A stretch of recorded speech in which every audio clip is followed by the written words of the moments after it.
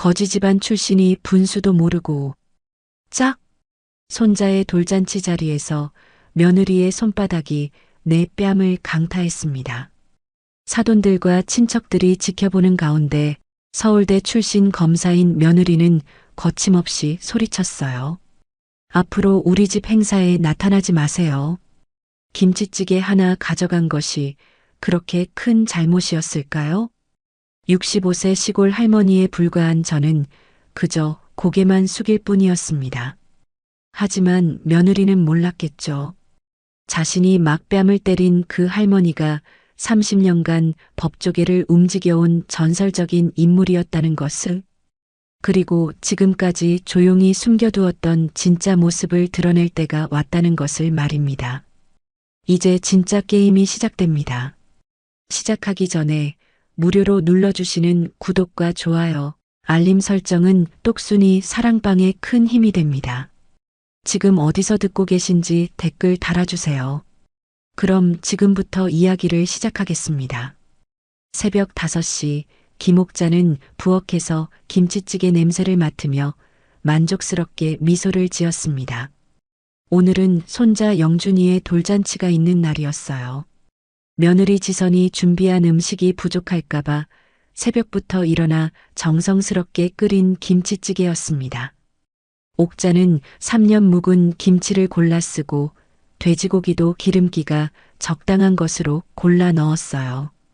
이 정도면 손님들이 좋아하겠지. 옥자가 냄비 뚜껑을 열어 김치찌개 냄새를 한 번 더 맡아보며 혼잣말했습니다. 국물이 진하고 김치가 잘 익어서 깊은 맛이 우러나고 있었어요. 옥자는 냄비를 보온백에 넣고 사돈집으로 향했습니다. 아파트 단지 입구에서부터 고급 차들이 늘어서 있었어요. 지선의 직장 동료들과 대학 동창들이 벌써 도착한 모양이었습니다.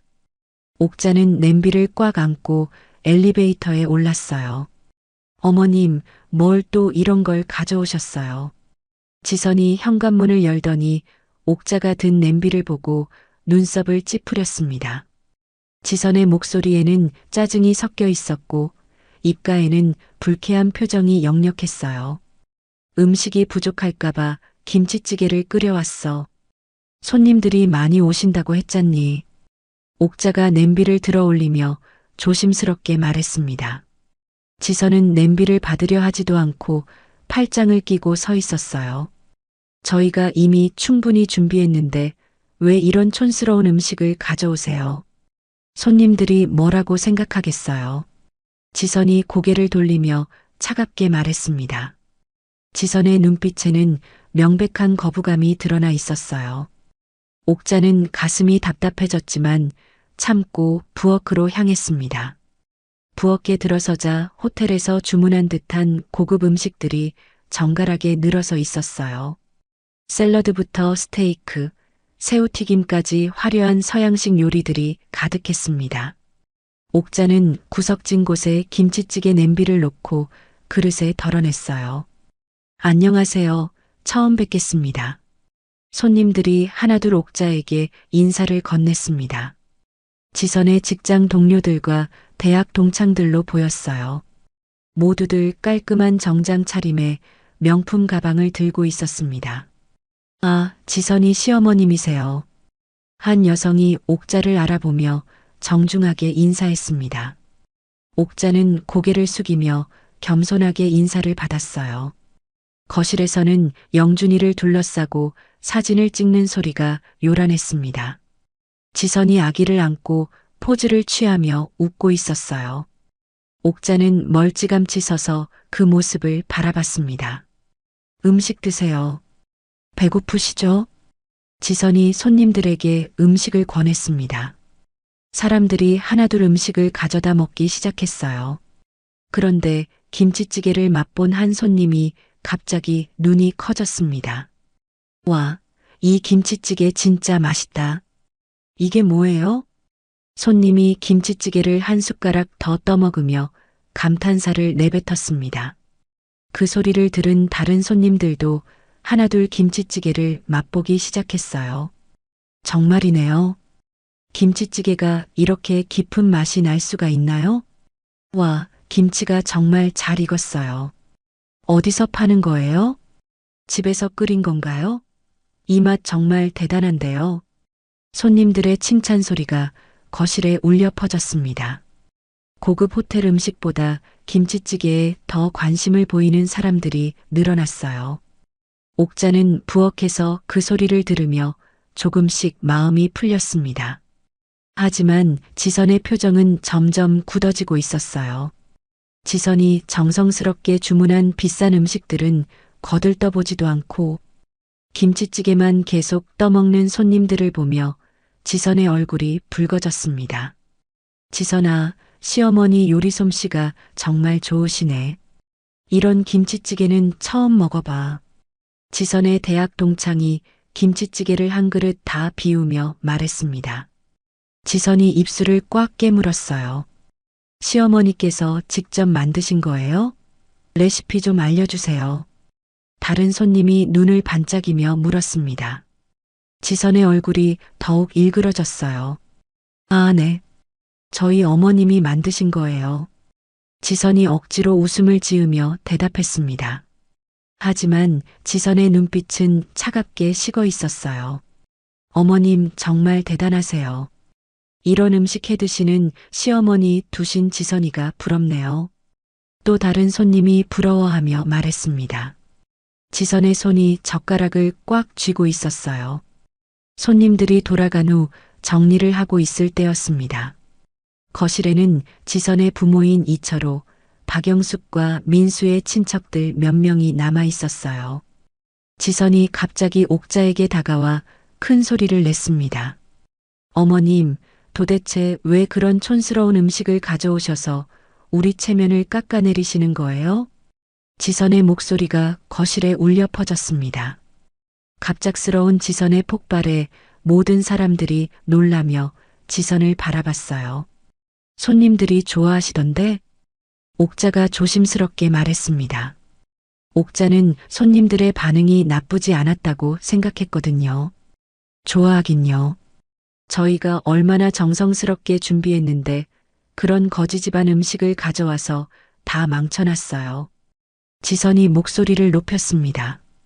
옥자의 얼굴이 창백해졌어요. 지선아, 그런 말하는 거 아니야. 아들 민수가 당황하며 말했습니다. 하지만 지선은 멈추지 않았어요. 거지 집안 출신이 분수도 모르고 이런 데 와서 촌스러운 짓을 하니까 손님들이 저희를 우습게 봤잖아요. 지선이 옥자를 향해 손가락질하며 소리쳤습니다. 거실이 순간 조용해졌어요. 모든 시선이 옥자에게 집중되었습니다. 지선이 말이 틀린 건 아니네요. 격이 다른 자리에서는 생각을 좀 해야죠. 지선의 아버지 이철호가 고개를 끄덕이며 말했습니다. 이철호의 목소리에는 옥자를 깔보는 기색이 역력했어요. 그러게요. 요즘 시대의 김치찌개라니. 손님들이 뭐라고 생각했겠어요. 지선의 어머니 박영숙도 거들었습니다. 박영숙은 팔짱을 끼고 옥자를 위아래로 훑어보며 비웃는 표정을 지었어요. 옥자는 사방에서 쏟아지는 비난의 시선을 받으며 입술을 떨었습니다. 가슴이 답답하고 숨이 막혔어요. 손님들이 맛있다고 했는데 옥자가 억울한 마음에 다시 한번 말했습니다. 그런데 지선의 얼굴이 더욱 일그러졌어요. 짝! 갑자기 날카로운 소리가 거실에 울려 퍼졌습니다. 지선이 옥자의 뺨을 세게 때린 거였어요. 옥자의 머리가 옆으로 돌아갔습니다. 앞으로 우리 집 행사에 나타나지 마세요. 창피해서 견딜 수가 없어요. 지선이 숨을 거칠게 쉬며 소리쳤습니다. 옥자의 왼쪽 뺨이 빨갛게 부어올랐어요. 뺨에서 화끈거리는 열기가 올라왔습니다. 거실에 있던 모든 사람들이 충격에 휩싸여 아무 말도 하지 못했어요. 옥자는 뺨을 감싸쥐고 지선을 바라봤습니다. 지선의 눈에는 분노와 경멸이 가득했어요. 민수야, 뭐라고 좀 해. 옥자가 떨리는 목소리로 아들을 불렀습니다.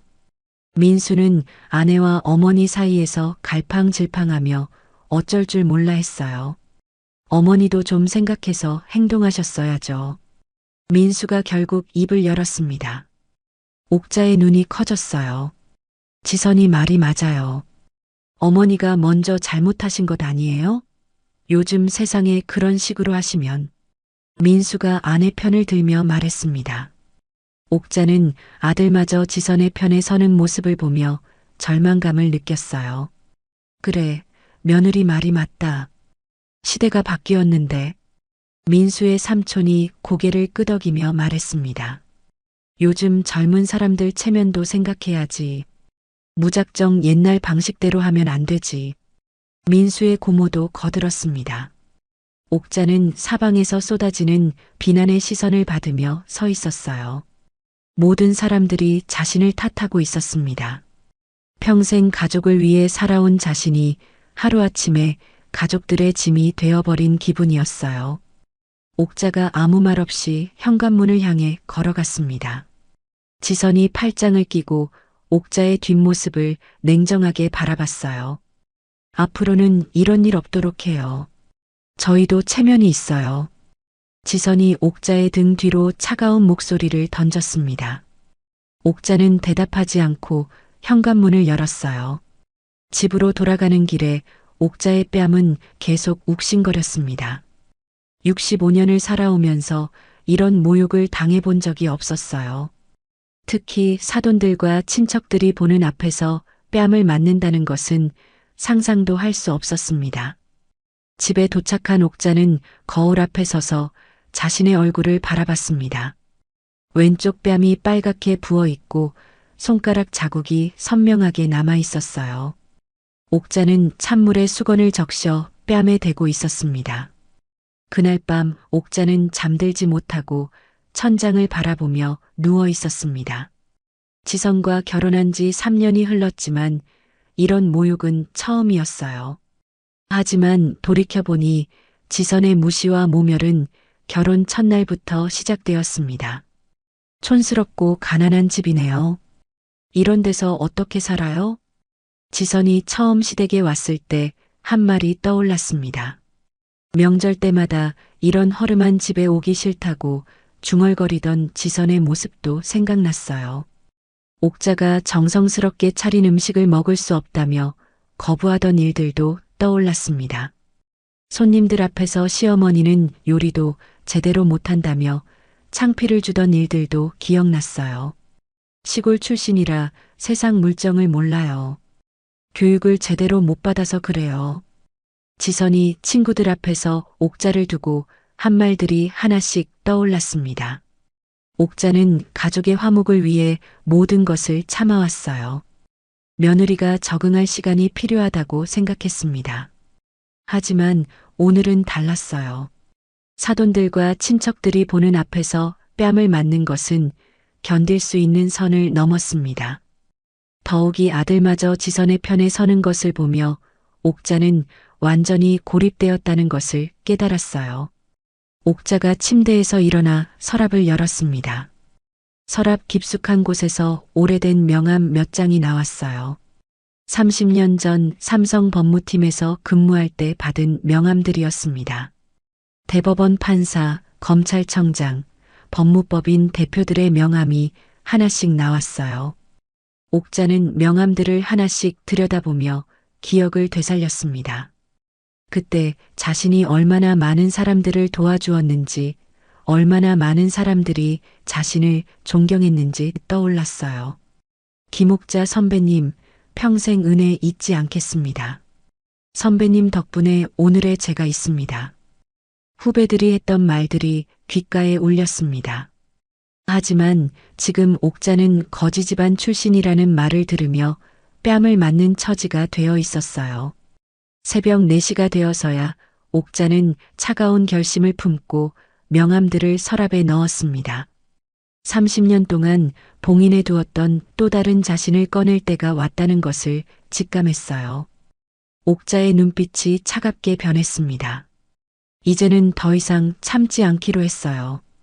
다음 날 아침 옥자는 부은 뺨에 파스를 붙이고 있을 때 현관문이 열리는 소리가 들렸습니다.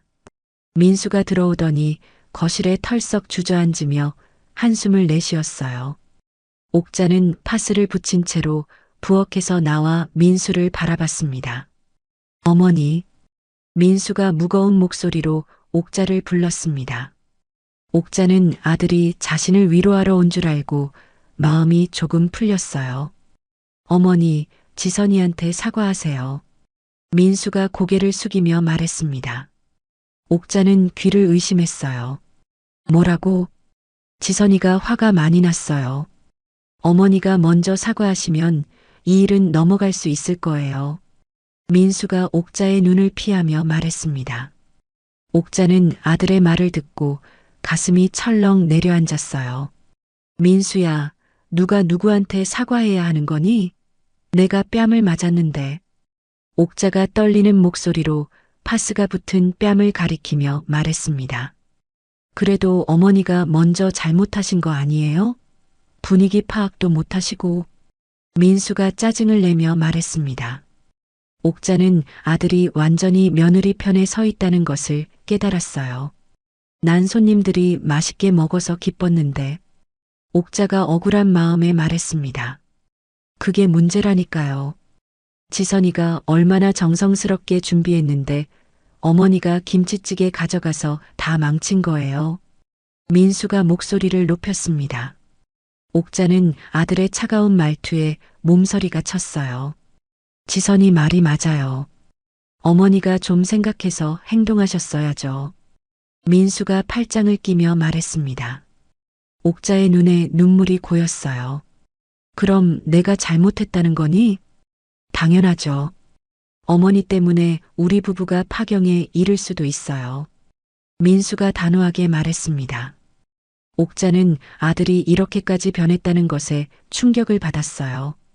민수야, 넌 내 아들이잖아. 옥자가 애절한 목소리로 말했습니다. 그렇지만 지선이도 내 아내예요. 더 이상 지선이를 힘들게 하지 마세요. 민수가 차갑게 말하고 집을 나가버렸습니다. 옥자는 혼자 남아서 깊은 한숨을 내쉬었어요. 그날 저녁 옥자는 지선의 집 앞에서 머뭇거리고 있었습니다. 손자 영준이가 보고 싶어서 용기를 내어 찾아왔어요. 옥자가 초인종을 눌렀습니다. 누구세요? 지선의 목소리가 차갑게 들려왔습니다. 지선아, 나야. 영준이 보러 왔어. 옥자가 조심스럽게 말했습니다. 잠시 정적이 흐른 후 지선이 문을 열었어요. 어머님, 영준이 지금 자고 있어요. 그리고 저희 집에 오시면 안 된다고 어제 말씀드렸잖아요. 지선이 문틈으로 얼굴만 내밀며 말했습니다. 지선의 목소리에는 거부감이 가득했어요. 잠깐만 봐도 안 될까? 할머니 얼굴 보면 좋아할 텐데. 옥자가 애원하는 목소리로 말했습니다. 아이 교육에 나쁜 영향을 줄 수 있어요. 영준이가 클 때까지는 만나지 않는 게 좋겠어요. 지선이 차갑게 말하며 문을 닫아버렸습니다. 옥자는 닫힌 문 앞에서 한참을 서 있었어요. 안에서 영준이의 웃음소리가 들려왔지만 옥자는 들어갈 수 없었습니다. 옥자는 무거운 발걸음으로 집으로 돌아왔어요. 사흘 후 옥자는 사돈집을 찾았습니다. 지선의 부모인 이철호와 박영숙을 만나 이야기해 보려고 했어요. 옥자가 현관문을 두드렸습니다. 어머, 이게 누구야? 거지 집안 할머니네. 박영숙이 문을 열더니 비웃는 표정을 지었습니다. 사돈어른, 잠깐 이야기 좀 할 수 있을까요? 옥자가 정중하게 말했습니다. 들어오세요. 할 말이 많으니까. 박영숙이 마지못해 문을 열어주었습니다. 거실에는 이철호도 앉아 있었어요. 사돈어른들, 지난번 일로 죄송합니다. 옥자가 고개를 숙이며 말했습니다. 죄송하긴요. 우리 딸이 얼마나 창피를 당했는데. 박영숙이 팔짱을 끼며 말했습니다. 그래요. 검사인 딸이 시어머니 때문에 체면을 구긴 거예요. 이철호가 거들었습니다. 옥자는 사돈들의 차가운 반응에 당황했어요. 그래도 가족인데 이렇게 사이가 나빠지면 가족이라고 해서 다 똑같은 가족이 아니죠. 우리 딸은 검사예요. 검사. 박영숙이 목소리를 높였습니다. 솔직히 말해서 처음부터 반대했어요. 우리 딸 같은 사람이 왜 그런 집안과 결혼하나 싶었거든요. 이철호가 노골적으로 말했습니다. 옥자의 얼굴이 창백해졌어요. 이참에 이혼하는 게 어때요? 우리 딸도 그렇게 생각하고 있어요. 박영숙이 폭탄 발언을 했습니다. 옥자는 말문이 막혔어요. 영준이는 어떻게 하려고 그러세요? 옥자가 간신히 입을 열었습니다. 영준이는 당연히 지선이가 키우죠. 그 아이가 훨씬 잘 키울 수 있어요. 이철호가 단호하게 말했습니다. 옥자는 손자마저 빼앗길 수도 있다는 생각에 눈앞이 깜깜해졌어요.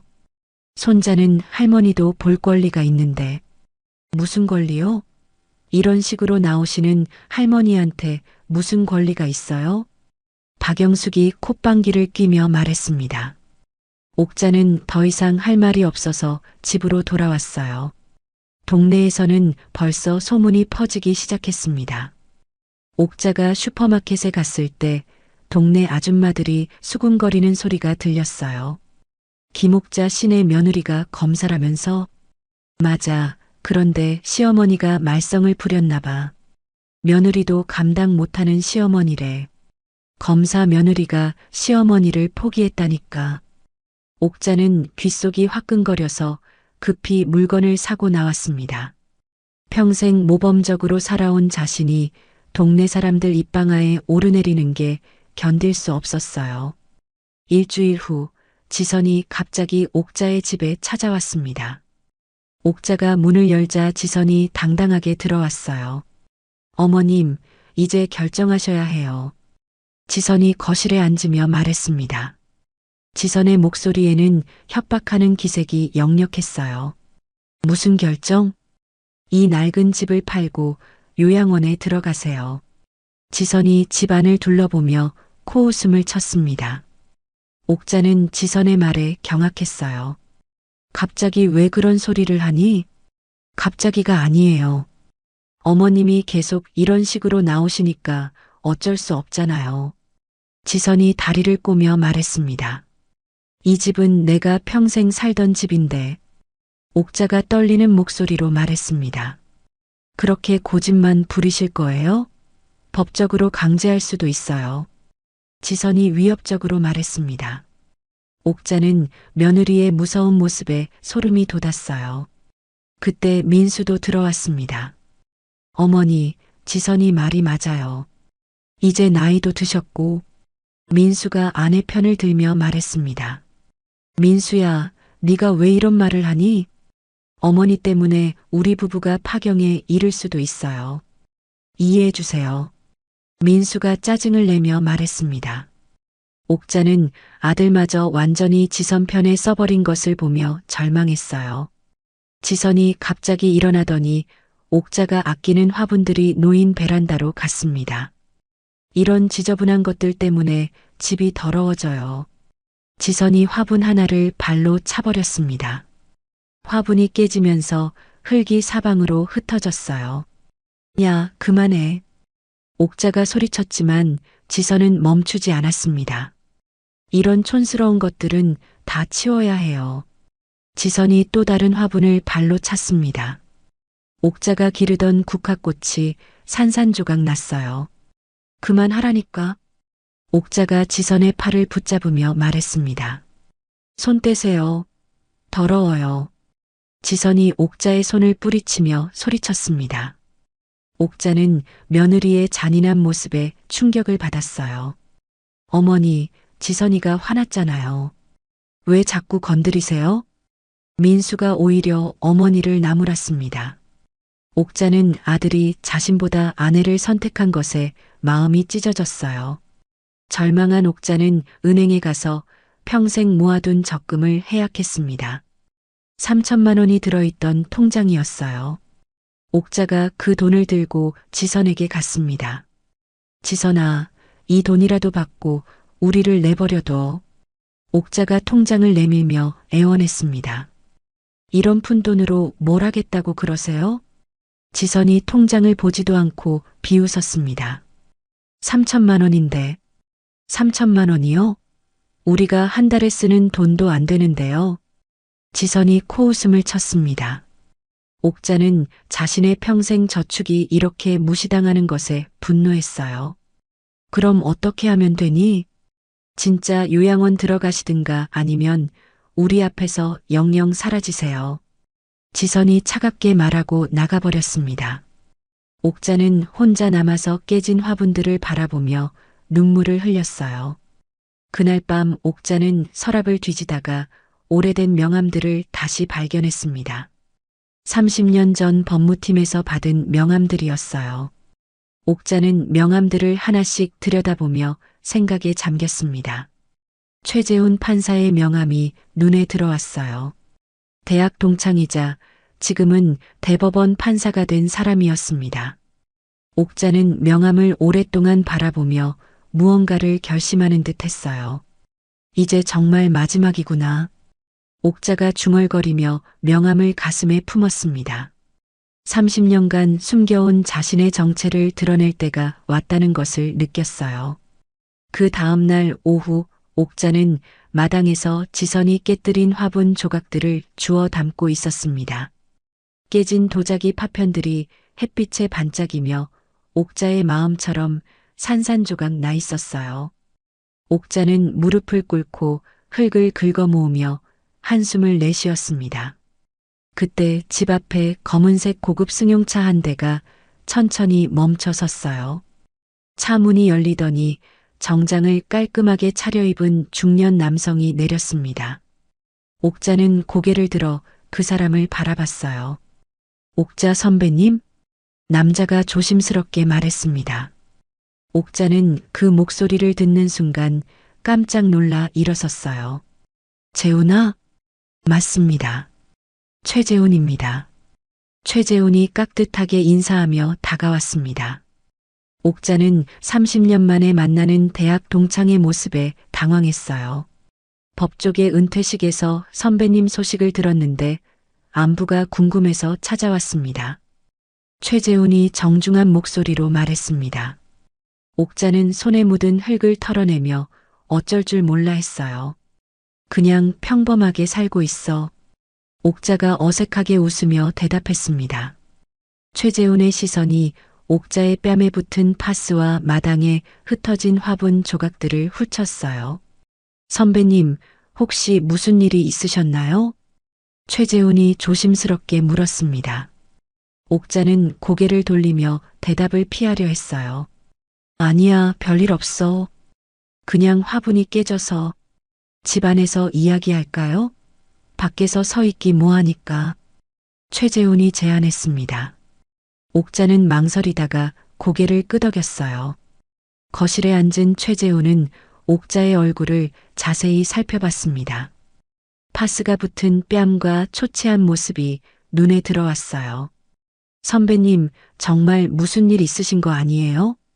최재훈이 다시 한번 물었습니다. 옥자는 한참을 망설이다가 입을 열었어요. 사실은. 옥자가 떨리는 목소리로 지난 며칠간의 일을 차근차근 말하기 시작했습니다. 돌잔치에서 김치찌개를 가져간 일부터 뺨을 맞은 일까지 모든 걸 털어놨어요. 최재훈의 얼굴이 점점 굳어졌습니다. 검사라는 사람이 시어머니한테 그런 식으로 행동한다니 말이 안 됩니다. 최재훈이 분노하며 말했습니다. 주먹을 꽉 쥐고 있었어요. 괜찮아. 이제 다 지나간 일이야. 옥자가 손사래를 치며 말했습니다. 괜찮긴요. 혹시 그 며느리가 어느 청에서 근무하는지 알 수 있을까요? 최재훈이 진지한 표정으로 물었습니다. 옥자는 주저하다가 지선의 이름과 소속을 말해줬어요. 이지선 검사요? 최재훈의 눈빛이 날카로워졌습니다. 그 이름을 어디선가 들어본 것 같았어요. 그때 현관문이 열리는 소리가 들렸어요. 지선과 민수가 함께 들어오고 있었습니다. 어머님, 또 무슨 짓을 하신 거예요? 지선이 큰 소리로 말하며 거실로 들어왔습니다.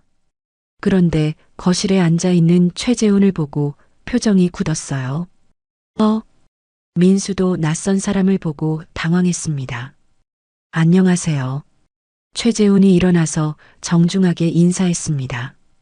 지선은 최재훈의 품격 있는 모습과 고급 정장을 보고 긴장했어요. 혹시 어떤 분이신지?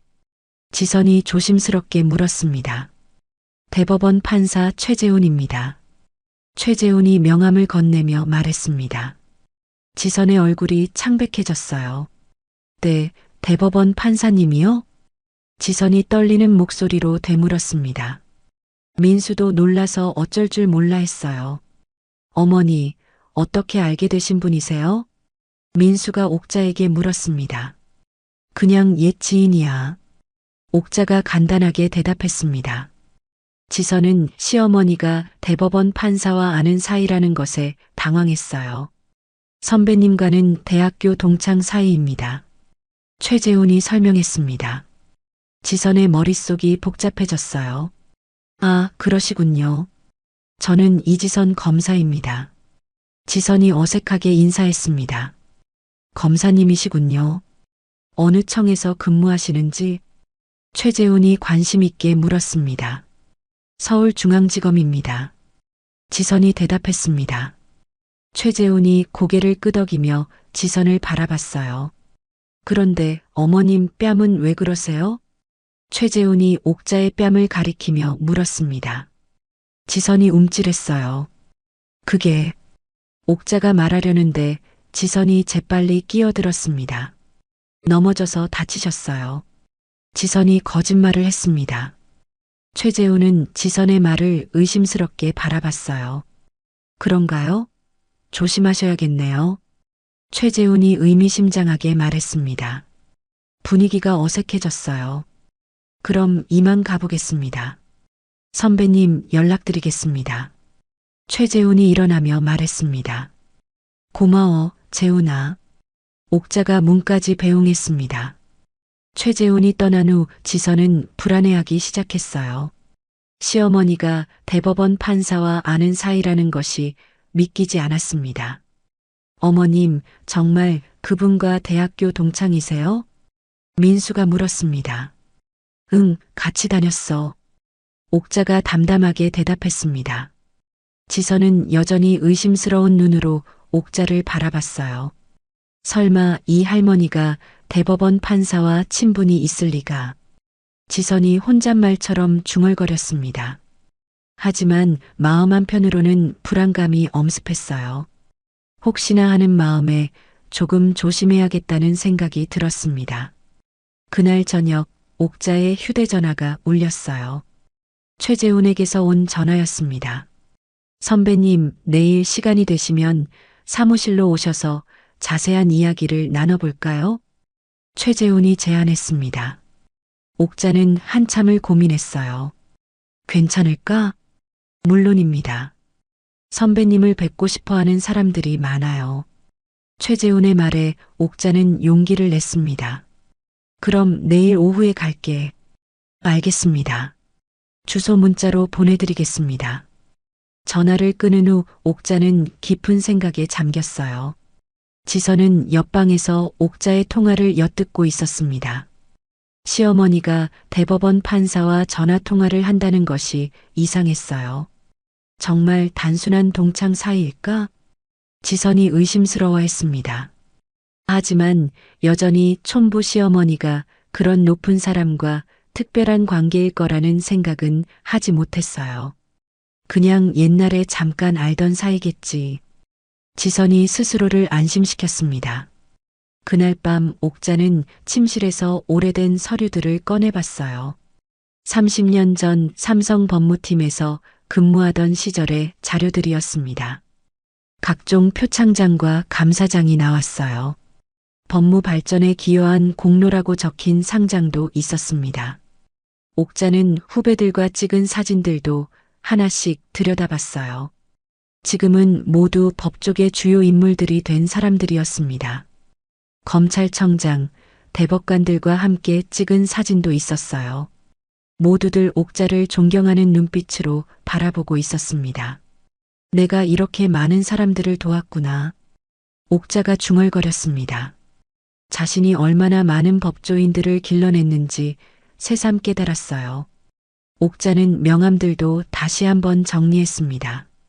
대법원 판사, 검찰청장, 변호사협회장 등 쟁쟁한 인물들의 명함이 가득했어요. 모두들 옥자에게 선배님, 은사님이라고 불렀던 사람들이었습니다. 이제 정말 숨길 필요가 없겠구나. 옥자가 결심에 찬 목소리로 말했습니다. 30년간 봉인해 두었던 과거를 꺼낼 때가 왔어요. 옥자는 내일 최재훈을 만나러 가기 위해 옷장에서 정장을 꺼냈습니다. 오랫동안 입지 않았던 옷이지만 여전히 단정했어요. 거울 앞에 서서 정장을 맞춰본 옥자의 모습은 달라 보였습니다. 평소에 소박한 할머니가 아니라 품격 있는 여성의 모습이었어요. 내일부터는 진짜 내 모습을 보여줄 시간이야. 옥자가 거울 속 자신을 바라보며 다짐했습니다. 눈빛이 30년 전처럼 날카롭고 자신감으로 가득했어요.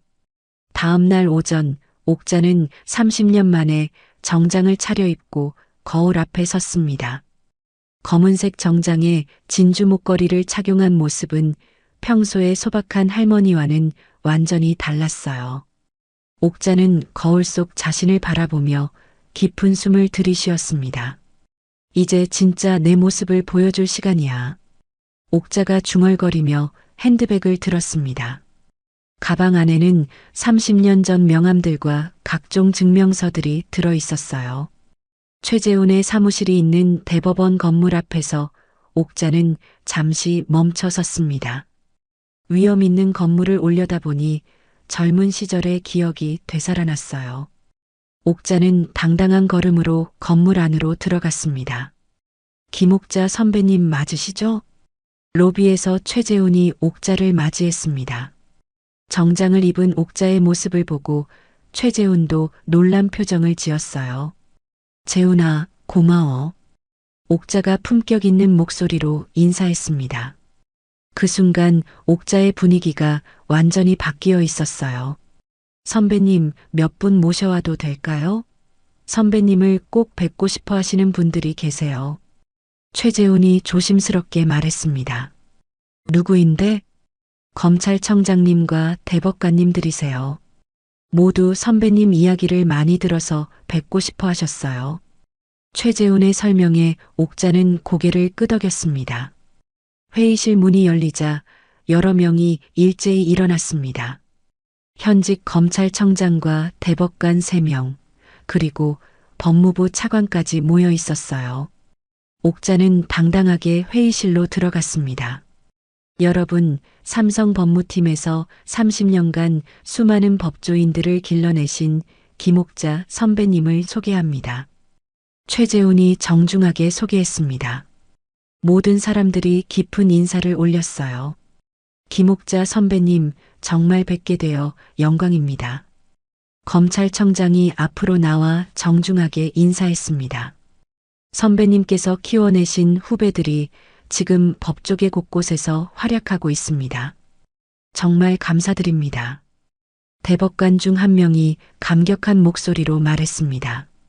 옥자는 겸손하게 고개를 숙였어요. 과찬이세요. 저는 그냥 제 일을 열심히 했을 뿐입니다.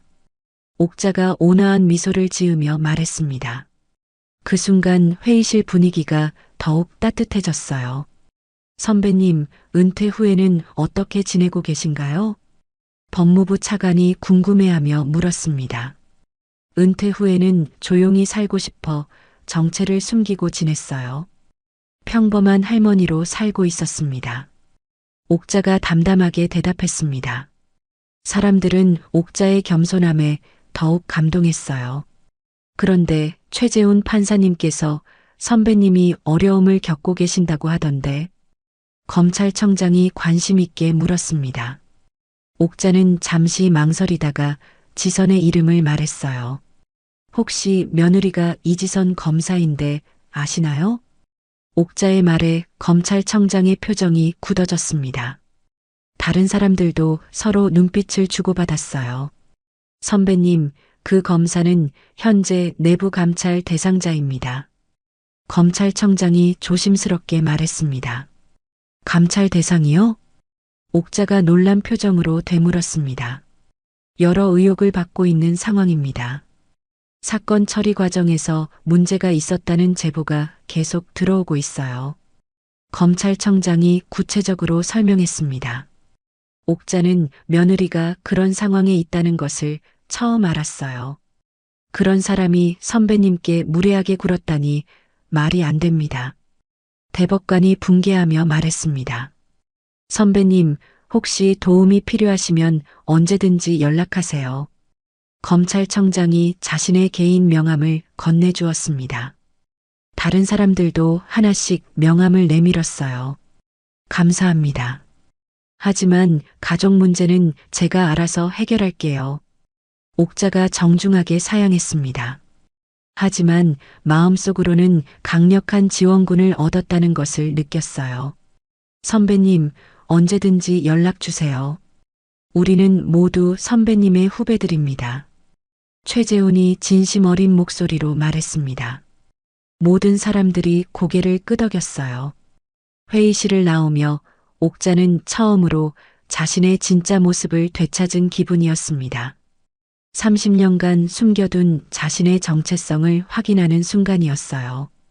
그날 오후 옥자가 집으로 돌아오자 지선이 거실에서 기다리고 있었습니다. 평소와 달리 정장을 입고 온 옥자를 보고 지선이 의아해했어요. 어머님, 오늘 어디 다녀오셨어요? 왜 그렇게 차려입고 오세요?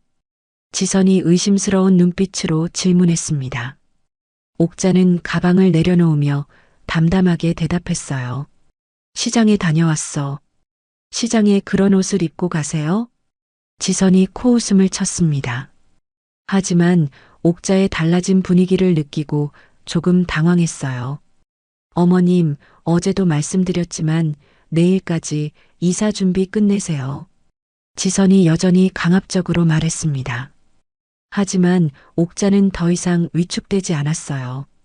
그건 내가 결정할 일이야. 옥자가 단호하게 거부했습니다. 지선은 옥자의 변화에 당황했어요. 뭐라고요? 감히 제 말을 거역하시는 거예요? 지선이 목소리를 높였습니다. 하지만 옥자는 흔들리지 않았어요. 지선아, 앞으로는 함부로 대하지 마.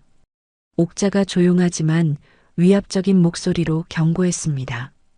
그 순간 지선은 시어머니에게서 느껴본 적 없는 기운을 느꼈어요. 어머니 대체 왜 그러세요? 마침 들어온 민수가 당황하며 물었습니다. 이제 참을 만큼 참았다. 옥자가 아들에게도 선을 그었습니다. 민수는 어머니의 변화된 모습에 어쩔 줄 몰라 했어요. 어머니, 설마 그 판사님이랑 무슨 얘기라도 하신 거예요? 지선이 불안해하며 물었습니다.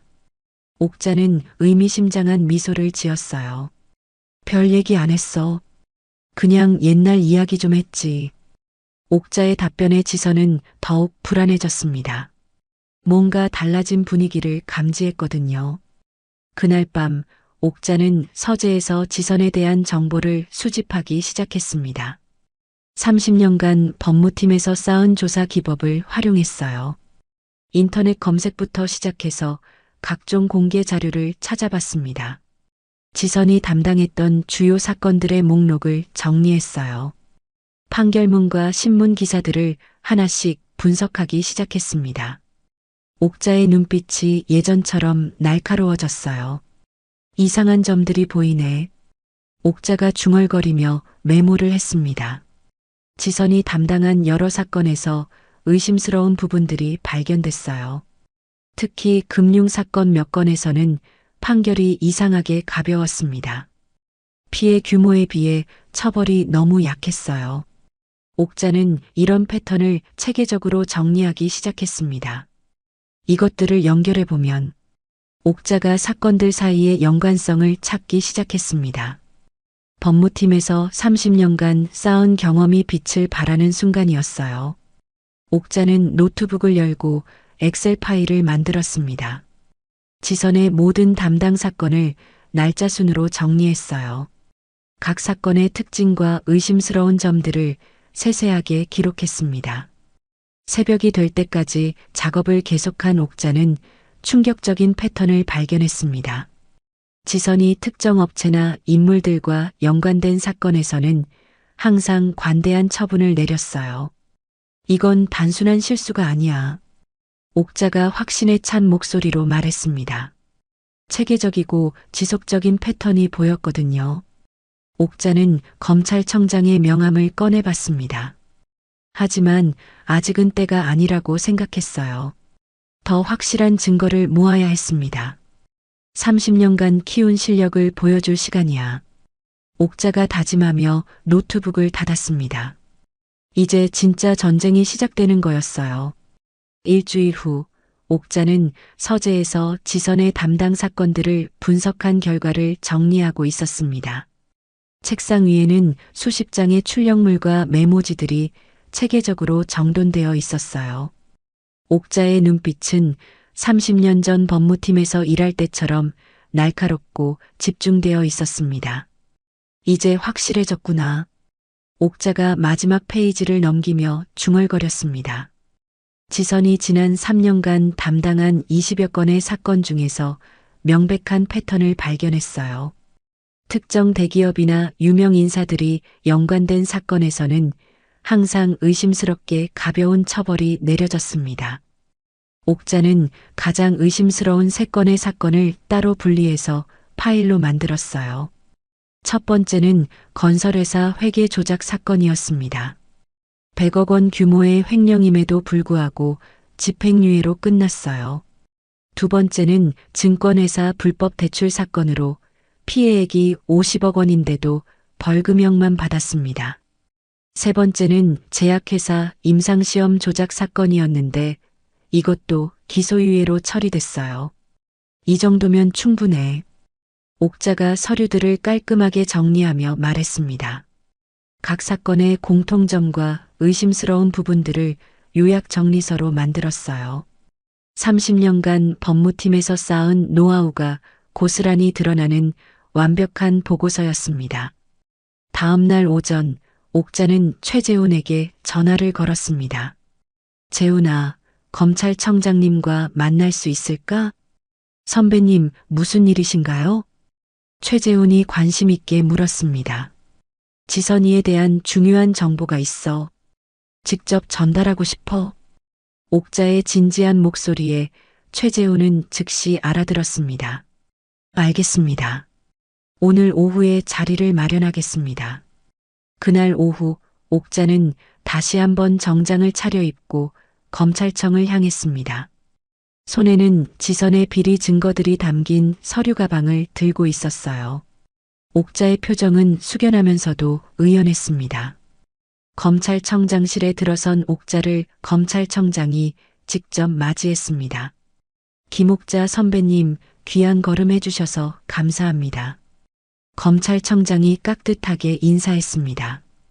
제가 드릴 말씀이 있어서 왔어요. 옥자가 서류 가방을 열며 말했습니다. 안에서 깔끔하게 정리된 파일들이 나왔어요. 이지선 검사가 지난 3년간 담당한 주요 사건들을 분석해 봤습니다. 옥자가 첫 번째 파일을 건네며 설명을 시작했습니다. 검찰청장과 최재훈이 진지한 표정으로 서류를 살펴봤어요. 이 3건의 사건은 명백히 의심스럽습니다. 피해 규모에 비해 처벌이 너무 가벼워요. 옥자가 각 사건을 하나씩 설명했습니다. 30년간 쌓인 전문성이 드러나는 완벽한 분석이었어요. 그리고 이 계좌 추적 자료를 보세요. 옥자가 두 번째 파일을 펼쳤습니다. 지선의 개인 계좌로 들어온 의심스러운 입금 내역들이 정리되어 있었어요. 이 입금들의 시기와 판결 날짜를 비교해보면 일치합니다. 검찰청장의 얼굴이 점점 굳어졌습니다. 옥자가 제시한 증거들은 너무나 명확했어요. 선배님, 이 자료들을 어떻게 구하셨습니까? 검찰청장이 놀라며 물었습니다. 30년간 법무팀에서 일한 경험이 있어요. 공개된 자료들만으로도 충분히 분석할 수 있습니다. 옥자가 겸손하게 대답했습니다. 하지만 그 전문성에 두 사람은 감탄할 수밖에 없었어요. 이 정도면 정식 수사가 필요하겠습니다. 검찰청장이 단호하게 말했습니다. 선배님 덕분에 큰 비리를 척결할 수 있을 것 같습니다. 최재훈이 감사의 인사를 전했습니다. 옥자는 조용히 고개를 끄덕였어요. 그날부터 검찰 내부 감찰팀이 은밀하게 움직이기 시작했습니다. 옥자가 제공한 정보를 바탕으로 지선의 계좌 추적과 통화 기록 분석이 시작됐어요. 수사는 극비리에 진행되었습니다. 사흘 후 감찰팀 팀장이 검찰청장에게 중간 보고를 올렸습니다. 청장님, 김옥자 선배님이 제공하신 정보들이 모두 사실로 확인되었습니다. 팀장의 보고에 검찰청장은 놀라지 않을 수 없었습니다. 계좌 추적 결과 이지선 검사 명의로 총 5억 원 상당의 의심스러운 입금이 확인됐습니다. 통화 기록 분석에서도 문제가 있는 인물들과의 정기적인 연락이 발견됐고요. 감찰팀의 보고는 계속 이어졌습니다. 지선의 비리 규모는 옥자가 예상했던 것보다 훨씬 컸어요. 정식 수사를 개시하겠습니다. 검찰청장이 최종 결정을 내렸습니다. 한편 지선은 자신을 둘러싼 미묘한 변화를 감지하기 시작했습니다. 평소 친하게 지내던 동료들이 자신을 피하는 것 같았어요. 상사들의 시선도 예전과 달랐습니다. 왜 다들 이상하지? 지선이 혼잣말을 하며 불안해했습니다. 하지만 설마 자신이 조사받고 있다는 생각은 하지 못했어요. 그날 저녁 지선이 집에 돌아와서 민수와 저녁을 먹고 있을 때였습니다. 휴대전화가 울리더니 검찰청 내부 번호가 표시됐어요. 여보세요? 지선이 전화를 받았습니다. 이지선 검사님, 내일 오전 10시에 청장실로 와주시기 바랍니다. 차가운 목소리가 들려왔습니다. 지선의 얼굴이 창백해졌어요. 무슨 일인가요? 내일 오시면 말씀드리겠습니다. 전화가 끊어졌습니다. 지선은 휴대전화를 들고 멍하니 서 있었어요. 지선아, 무슨 전화야? 민수가 걱정스럽게 물었습니다. 청장실로 오라는데. 지선의 목소리가 떨리고 있었습니다. 뭔가 심상치 않은 기운을 느꼈어요. 옥자는 자신의 집에서 지선이 중요한 전화를 받는 모습을 멀리서 지켜보고 있었습니다. 창문 너머로 보이는 지선의 당황한 표정이 선명했어요. 이제 시작일 뿐이야. 옥자가 속으로 중얼거렸습니다. 30년간 키워온 법조계 인맥의 위력을 실감하는 순간이었어요. 다음 날 오전 검찰청장은 옥자에게 직접 전화를 걸었습니다. 선배님, 정식 수사를 개시했습니다. 선배님 덕분에 큰 비리를 척결할 수 있게 되었어요. 검찰청장의 목소리에는 감사함이 가득했습니다. 다행이네요. 정의가 실현되는 것을 보니 기쁩니다. 옥자가 차분하게 대답했습니다. 마음속으로는 깊은 만족감을 느끼고 있었어요. 앞으로도 계속 도움 부탁드립니다. 검찰청장의 말에 옥자는 고개를 끄덕였습니다. 그날 오후 지선의 사무실에 검찰 수사관들이 들이닥쳤습니다. 압수수색 영장을 들고 온 수사관들이 사무실을 뒤지기 시작했어요. 지선은 충격에 휩싸여 어쩔 줄 몰라 했습니다. 이게 무슨 일입니까? 지선이 떨리는 목소리로 물었습니다. 이지선 검사님, 뇌물수수와 직무유기 혐의로 수사를 받으시게 됐습니다. 수사관이 차갑게 통보했습니다. 지선의 얼굴이 새하얗게 변했어요. 그런데 검사직은 즉시 정지됩니다. 또 다른 수사관이 정직 통보서를 건네주었습니다. 지선은 그 서류를 받아들고 손이 덜덜 떨렸어요. 소식은 곧바로 민수와 지선의 부모들에게 전해졌습니다. 모두들 충격에 빠져 옥자를 찾아왔어요. 사돈어른, 뭔가 도와주실 방법이 없을까요? 이철호가 절망적인 목소리로 애원했습니다. 어머니, 지선이를 도와주세요. 민수도 무릎을 꿇으며 부탁했습니다. 하지만 옥자는 냉정하게 돌아섰어요. 자업자득이야. 옥자의 차가운 대답에 모든 사람들이 말을 잃었습니다. 그 시각 지선은 수사실에서 조사를 받고 있었습니다. 누군가 자신을 의도적으로 조사했다는 확신이 들었어요. 대체 누가 나를 이렇게 만든 거야? 지선이 이를 악물며 생각했습니다. 하지만 설마 시어머니가 이런 일을 할 수 있다는 생각은 전혀 하지 못했어요. 그날 저녁 뉴스에서는 검사 비리 척결이라는 제목으로 대대적인 보도가 시작됐습니다.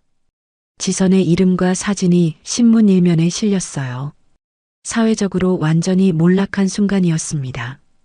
옥자는 거실에서 뉴스를 보며 조용히 미소를 지었습니다. 창밖으로는 지선의 집 앞에 몰려든 기자들과 카메라들이 보였어요. 지선이 기자들에게 쫓기며 황급히 차에 올라타는 모습이 생생했습니다. 이제야 시작이구나. 옥자가 중얼거렸습니다. 그동안 당했던 모든 굴욕에 대한 첫 번째 복수가 성공적으로 끝난 순간이었어요. 옥자는 창가에 서서 바깥 풍경을 바라봤습니다. 30년간 숨겨두었던 자신의 진짜 모습을 되찾은 기분이었어요. 정의가 승리하는 순간을 직접 만들어낸 것에 대한 깊은 만족감이 밀려왔습니다. 그날 저녁 지선은 수갑을 찬 채로 검찰청에서 나오며 기자들의 플래시 세례를 받았습니다. 검사님, 뇌물수수 혐의에 대해 어떻게 생각하시나요? 사실인가요? 인정하시는 건가요? 기자들의 질문이 빗발쳤지만 지선은 고개를 숙인 채 변호사와 함께 차에 올라탔어요. 차 안에서 지선의 얼굴은 분노로 일그러져 있었습니다. 이런 일이 하루아침에 일어날 리가 없어. 분명 누군가 나를 함정에 빠뜨린 거야. 지선이 이를 악물며 중얼거렸습니다. 변호사는 조용히 지선의 말을 듣고 있었어요. 선생님, 누군가 의도적으로 저를 조사한 것 같은데 어떻게 생각하세요? 지선이 변호사에게 물었습니다. 그럴 가능성도 있죠. 이렇게 정교하게 정리된 자료가 갑자기 나올 리는 없으니까요. 변호사가 고개를 끄덕이며 동의했습니다. 지선은 머릿속으로 최근 며칠간의 일들을 되짚어 봤어요. 그때 갑자기 시어머니와 대법원 판사 최재훈의 만남이 떠올랐습니다. 설마, 지선의 눈이 커졌어요. 집에 도착한 지선은 곧바로 인터넷 검색을 시작했습니다. 김옥자 최재훈 대법원 판사라고 검색했지만 별다른 정보가 나오지 않았어요. 하지만 지선의 의심은 점점 커져갔습니다. 민수야, 어머니와 그 판사님이 어떤 사이인지 정확히 아니? 지선이 민수에게 다급하게 물었습니다. 그냥 대학교 동창이라고 하시던데 왜 갑자기 그런 걸 물어? 민수가 의아해하며 대답했습니다. 단순한 동창 사이치고는 너무 친해 보였어. 뭔가 이상해. 지선이 의심스러운 눈빛을 보였어요.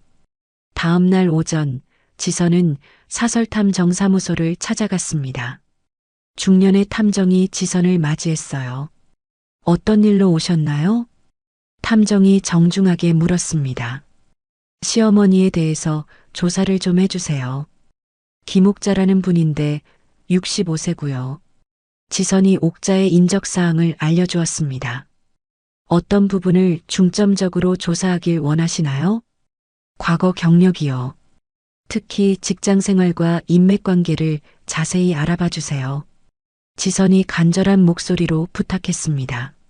알겠습니다.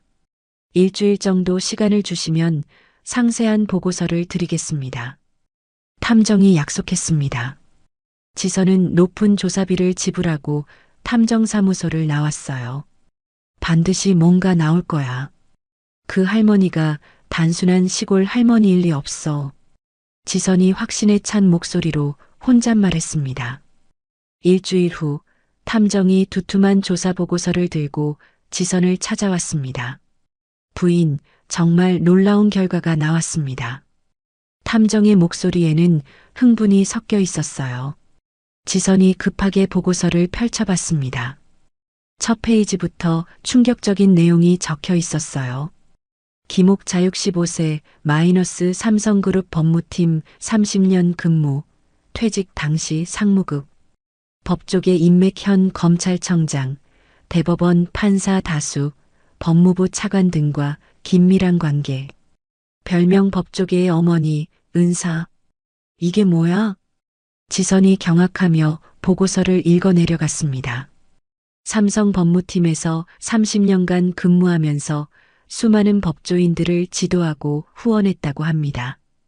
탐정이 설명을 이어갔어요.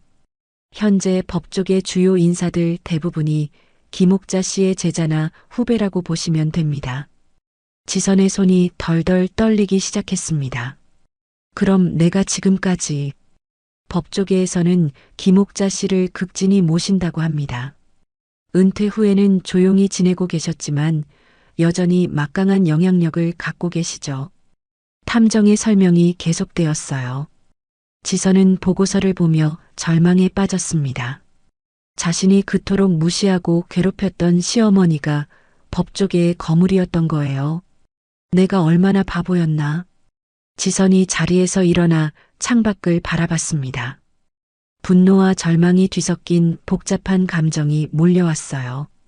그 할머니가 나를 일부러 함정에 빠뜨린 거야. 지선이 주먹을 쥐며 소리쳤습니다. 부인, 그런데 더 중요한 정보가 있습니다. 탐정이 조심스럽게 말했습니다. 뭔데요? 김옥자 씨가 30년 전에 담당했던 몇몇 사건들 중에 의혹이 있는 것들이 있어요. 지선의 눈이 번뜩였습니다. 어떤 의혹이요? 당시 대기업 로비 사건들과 연관이 있을 가능성이 있습니다. 물론 확실한 증거는 없지만 탐정이 신중하게 말했습니다. 지선의 입가에 차가운 미소가 떠올랐어요. 그거면 충분해요. 자료를 더 자세히 조사해서 보내주세요. 알겠습니다. 탐정이 고개를 끄덕이며 자리를 떠났어요. 지선은 혼자 남아서 복수 계획을 세우기 시작했습니다. 옥자 할머니, 당신이 나를 지옥으로 보냈으니까 나도 당신을 똑같이 만들어줄게. 지선의 눈에 도끼가 가득했어요. 며칠 후 지선은 여러 언론사 기자들에게 연락을 취했습니다. 특히 사회부 기자들과 개인적으로 친분이 있던 사람들을 찾아갔어요. 선배, 큰 특종감이 있는데 관심 있으세요? 지선이 한 신문사 기자와 커피를 마시며 말했습니다. 어떤 건데? 기자가 관심을 보였어요. 30년 전 삼성 법무팀의 로비 의혹이에요. 당시 담당자가 아직 살아있거든요. 지선이 미끼를 던졌습니다. 정말이야? 증거는 있어? 기자의 눈이 반짝였어요. 어느 정도는 있어요. 하지만 더 캐보면 나올 것 같아요.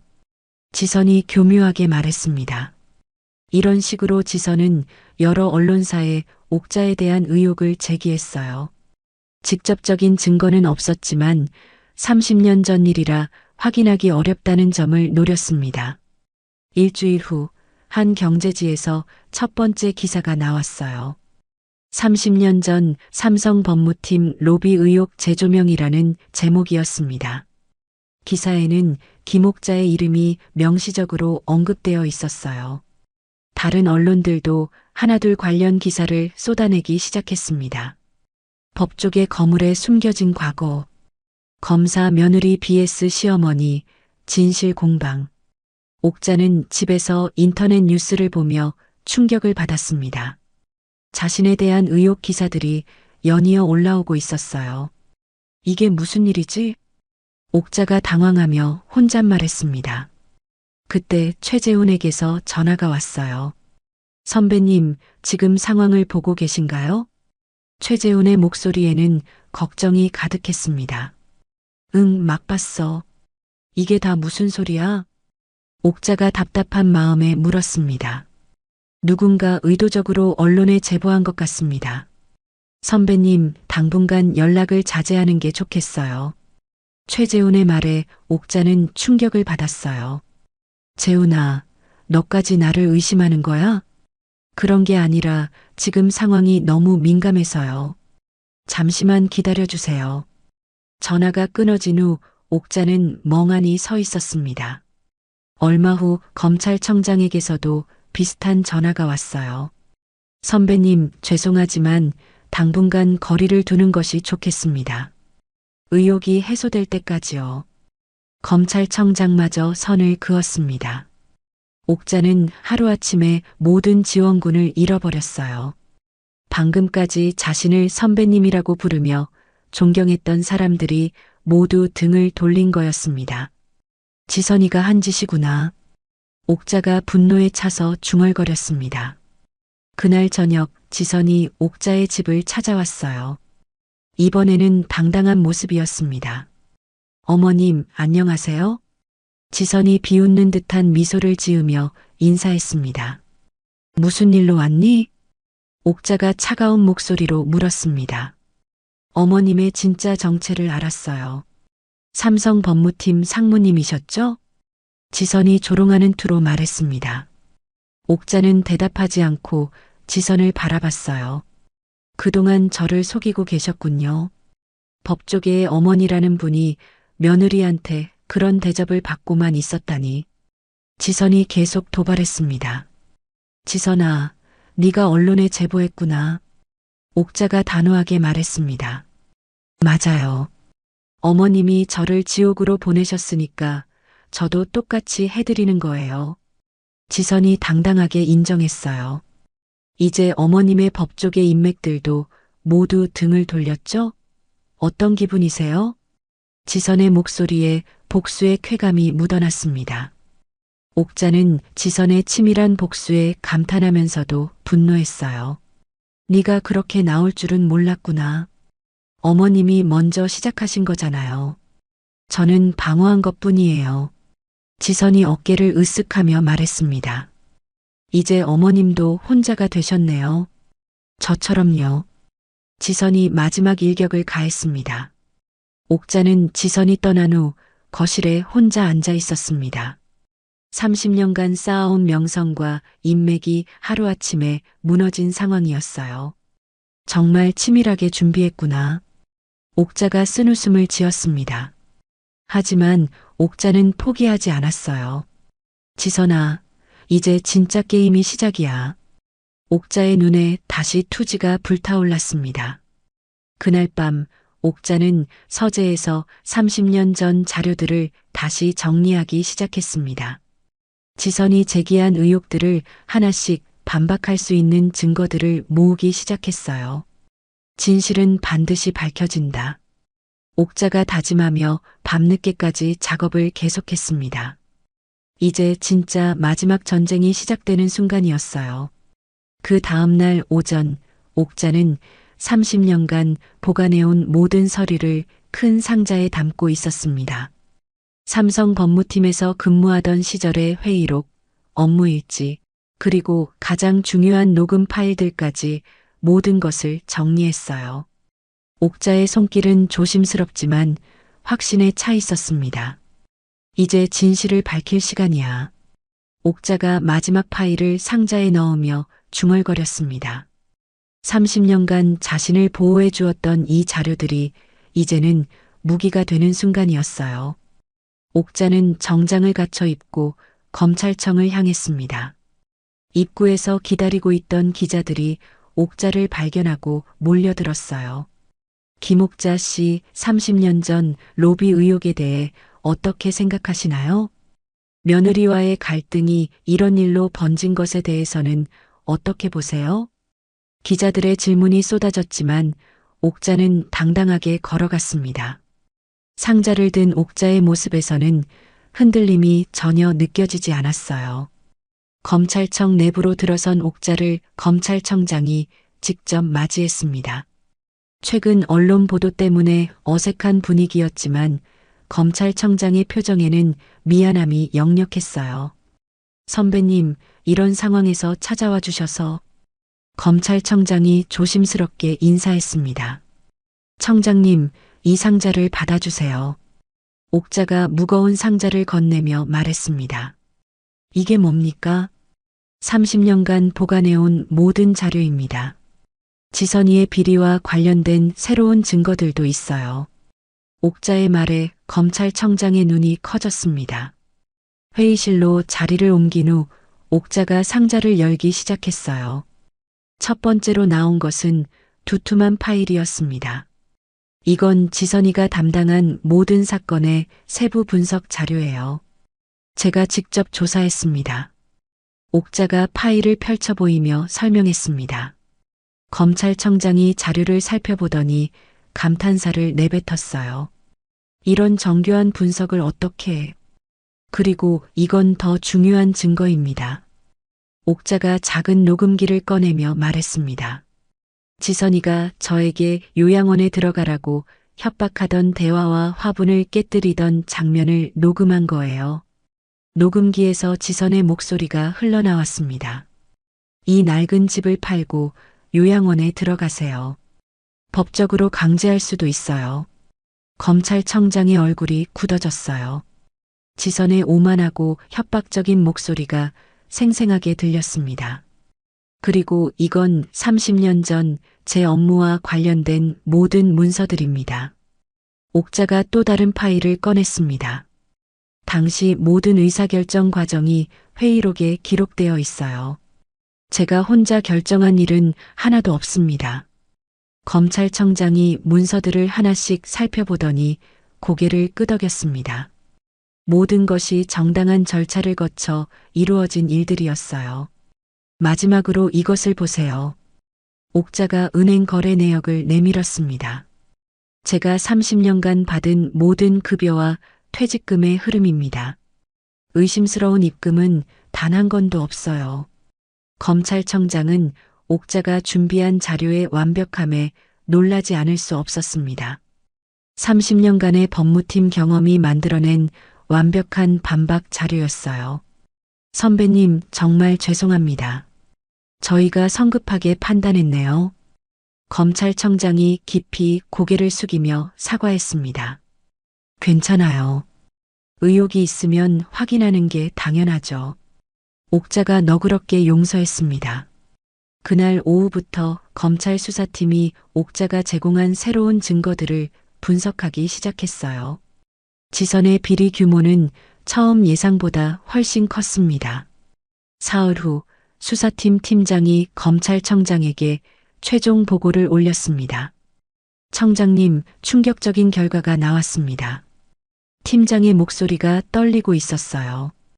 이지선 검사가 연루된 사건이 총 23건이고 뇌물 규모는 8억 원에 달합니다. 검찰청장이 의자에서 일어났습니다. 예상보다 훨씬 큰 규모의 비리였어요. 그리고 김옥자 선배님에 대한 모든 의혹은 근거가 없는 것으로 확인됐습니다. 오히려 이지선 검사가 무고 혐의도 추가로 받게 됩니다. 검찰청장은 즉시 기자회견을 열기로 결정했습니다. 그날 저녁 검찰청에는 수많은 기자들이 몰려들었어요. 검찰청장이 단상에 올라서자 카메라 플래시가 터져 나왔습니다.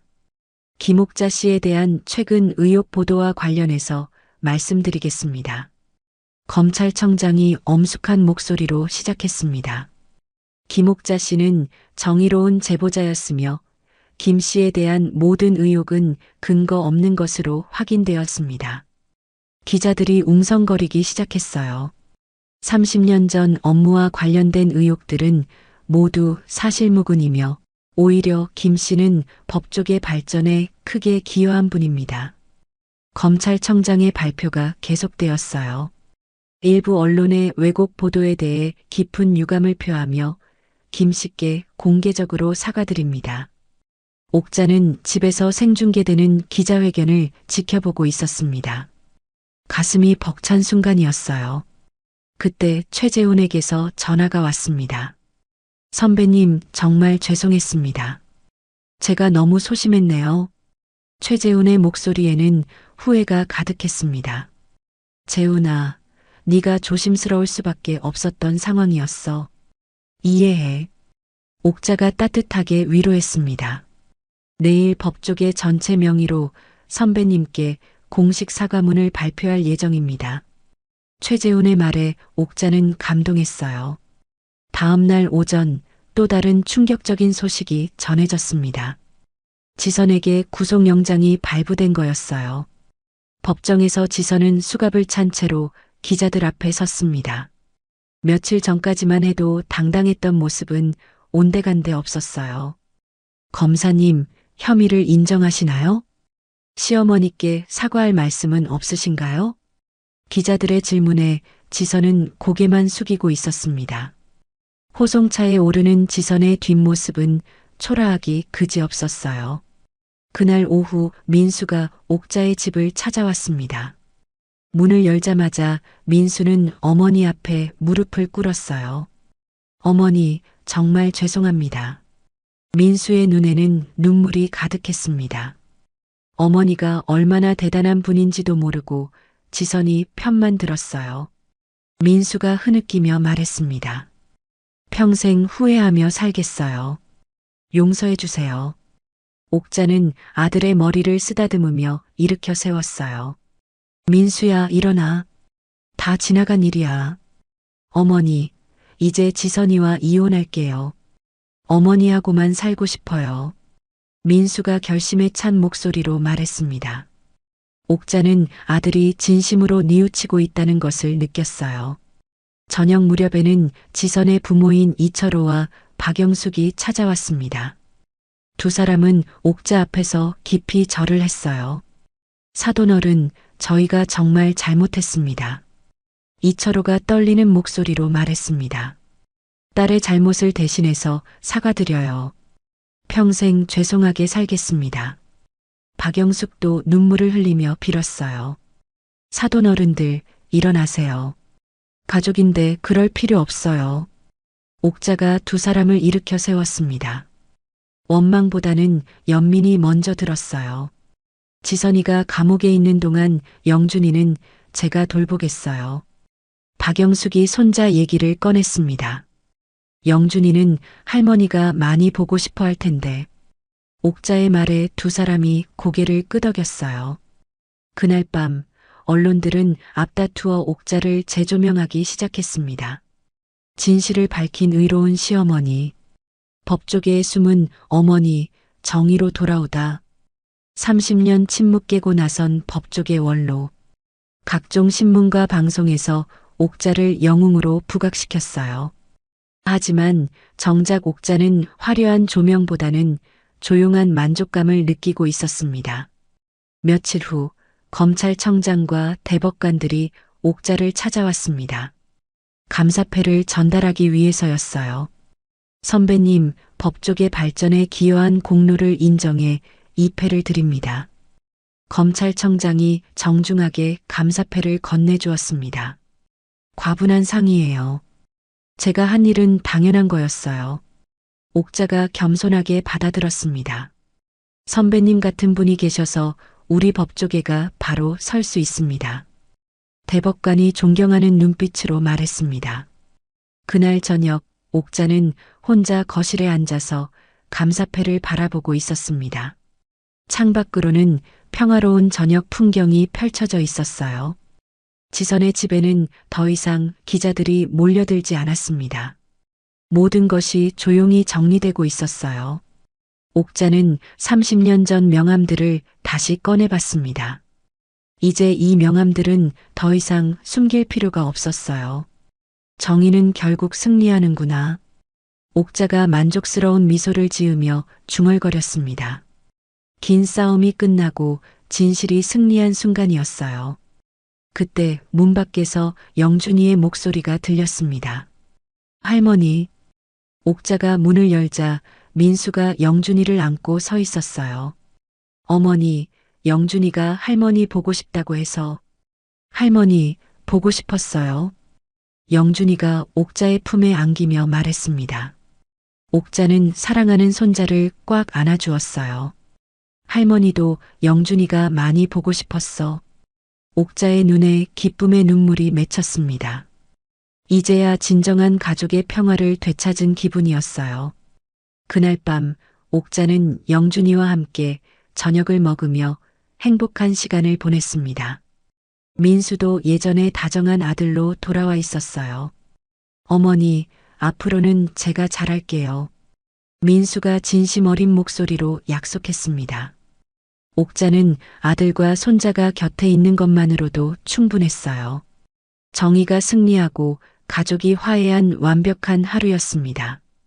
옥자는 마침내 진정한 평화를 되찾았다는 깊은 만족감을 느꼈어요. 한 달 후 서울중앙지방법원 제3호 법정에는 수많은 기자들과 방청객들이 몰려들었습니다. 이지선 전 검사의 1심 선고 공판이 열리는 날이었어요. 옥자는 방청석 맨 뒤에 조용히 앉아서 지선이 들어오기를 기다리고 있었습니다. 피고인을 입정시키세요. 판사의 목소리가 법정에 울려 퍼졌어요. 수갑을 찬 지선이 구치소 복장을 입고 들어왔습니다. 한 달 전에 당당했던 모습은 온데간데 없었어요. 피고인 이지선, 뇌물수수, 직무유기, 무고 등의 혐의로 기소된 사건에 대해 판결을 선고합니다. 판사가 엄숙한 목소리로 선고를 시작했습니다. 법정 안이 숨죽일 정도로 조용해졌어요. 피고인은 검사라는 막중한 책임을 지닌 공직자로서 국민의 신뢰를 저버렸습니다. 특히 무고 혐의의 경우 자신의 범행이 드러나자 무관한 시어머니에게 누명을 씌우려 한 것은 매우 악질적입니다. 판사의 말에 지선의 어깨가 떨렸어요. 따라서 피고인을 징역 3년에 처하고 검사 자격을 영구 박탈합니다. 법정 구속합니다. 판결이 떨어지자 지선이 주저앉았습니다. 옥자는 지선의 모습을 보며 복잡한 감정을 느꼈어요. 법정을 나오며 옥자는 기다리고 있던 기자들의 질문을 받았습니다. 김옥자 씨, 며느리 판결에 대해 어떻게 생각하세요? 가족으로서는 안타깝지만 법 앞에서는 누구나 평등해야죠. 옥자가 차분하게 대답했습니다. 복수가 목적이었나요? 복수가 아니라 정의였어요. 잘못된 것은 바로 잡아야 한다고 생각했습니다. 옥자의 당당한 대답에 기자들이 고개를 끄덕였어요. 그날 오후 민수는 옥자에게 이혼 서류를 보여주었습니다. 어머니, 지선이가 서류에 서명했어요. 민수의 목소리에는 홀가분함과 동시에 씁쓸함이 섞여 있었어요. 이제 정말 새로 시작하는 거구나. 옥자가 아들의 어깨를 다독이며 말했습니다. 어머니, 저 새로운 직장을 구했어요. 월급은 적지만 정직한 회사예요. 민수가 밝은 표정으로 말했습니다. 지선과 헤어진 후 민수는 완전히 달라진 사람이 되었어요. 그래, 정직하게 사는 게 가장 중요해. 옥자가 흐뭇하게 웃으며 대답했습니다. 그날 저녁 지선의 부모인 이철호와 박영숙이 다시 찾아왔어요. 이번에는 영준이를 데리고 왔습니다. 할머니, 영준이가 옥자를 보자마자 달려와서 안겼어요. 옥자는 오랜만에 만나는 손자가 너무나 반가웠습니다. 사돈어른, 영준이가 할머니 보고 싶다고 해서요. 박영숙이 조심스럽게 말했습니다.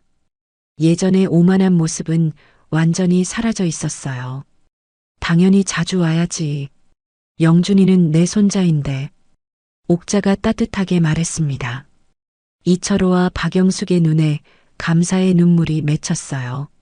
할머니, 지선 엄마는 언제 집에 와요? 영준이가 순진무구한 얼굴로 물었습니다. 어른들은 잠시 말을 잃었어요. 영준아, 엄마는 아주 먼 곳에 가 있어. 할머니가 영준이 잘 돌봐줄게. 옥자가 손자의 머리를 쓰다듬으며 말했습니다. 영준이는 고개를 끄덕이며 할머니 품에 더 깊이 안겼어요. 한편 검찰청장은 옥자에게 특별한 제안을 했습니다. 선배님, 법조계 자문위원으로 활동해 주시면 어떨까요? 검찰청장이 정중하게 부탁했습니다. 젊은 검사들을 지도해 주실 분이 필요해요. 선배님만큼 적임자가 없습니다. 고맙지만 이제는 조용히 살고 싶어요. 옥자가 정중하게 거절했습니다. 대신 도움이 필요하면 언제든 연락하세요. 자문 정도는 얼마든지 해드릴게요. 검찰청장이 옥자의 말에 깊이 고개를 숙였어요. 6개월 후 옥자의 일상은 완전히 바뀌어 있었습니다. 아침마다 마당에서 화초에 물을 주는 것으로 하루를 시작했어요. 지선이 깨뜨렸던 화분들은 새로운 꽃들로 가득 찼습니다. 할머니, 꽃이 정말 예뻐요. 영준이가 매일 아침 옥자의 집에 와서 함께 화초를 가꾸었어요. 박영숙이 영준이를 데려와서 하루 종일 옥자와 함께 보내게 했습니다. 동네 사람들의 옥자를 보는 시선도 완전히 달라졌어요. 예전에는 며느리도 못 다루는 할머니라고 수군거렸지만 이제는 법조계 거물이라며 존경하는 눈빛으로 바라봤습니다. 김옥자 선생님, 우리 며느리가 말을 안 들어서 고민인데 조언 좀 해주세요. 선생님, 손자가 법대에 가고 싶다는데 어떻게 준비하면 좋을까요? 동네 아줌마들이 찾아와서 가정 문제에 대한 조언을 구했어요. 옥자는 자신의 경험을 바탕으로 따뜻한 조언을 해주었습니다. 민수는 새로운 직장에서 성실하게 일하며 어머니를 극진히 모셨어요. 매일 퇴근 후에는 어머니 집에 들러 안부를 물었습니다. 어머니, 오늘 회사에서 승진 제안이 들어왔어요. 민수가 기쁜 소식을 전했습니다. 정말 축하한다, 민수야. 옥자가 아들의 성장을 뿌듯하게 바라봤어요. 어머니 덕분이에요. 어머니가 보여주신 올바른 삶의 자세를 배웠거든요. 민수가 진심 어린 감사의 마음을 전했습니다. 최재훈 판사는 정기적으로 옥자를 찾아와서 법조계 소식을 전해주었어요. 선배님, 요즘 젊은 검사들이 선배님에 대한 이야기를 많이 물어봐요. 최재훈이 차를 마시며 말했습니다. 정의로운 법조인이 되려면 어떻게 해야 하는지 배우고 싶다고 해요. 젊은 친구들이 바른 마음을 가지고 있다니 다행이네. 옥자가 흐뭇한 미소를 지었습니다. 선배님이 만든 길을 따르려는 후배들이 많아요. 최재훈의 말에 옥자는 깊은 만족감을 느꼈어요. 어느 날 오후 옥자에게 특별한 전화가 걸려왔습니다. 현직 대법원장이 직접 전화를 건 것이었어요. 김옥자 선배님, 법무 발전에 기여한 공로로 훈장을 드리고 싶은데요. 대법원장의 제안에 옥자는 깜짝 놀랐습니다. 과분한 영광이지만 정중히 사양하겠어요. 왜 그러시나요?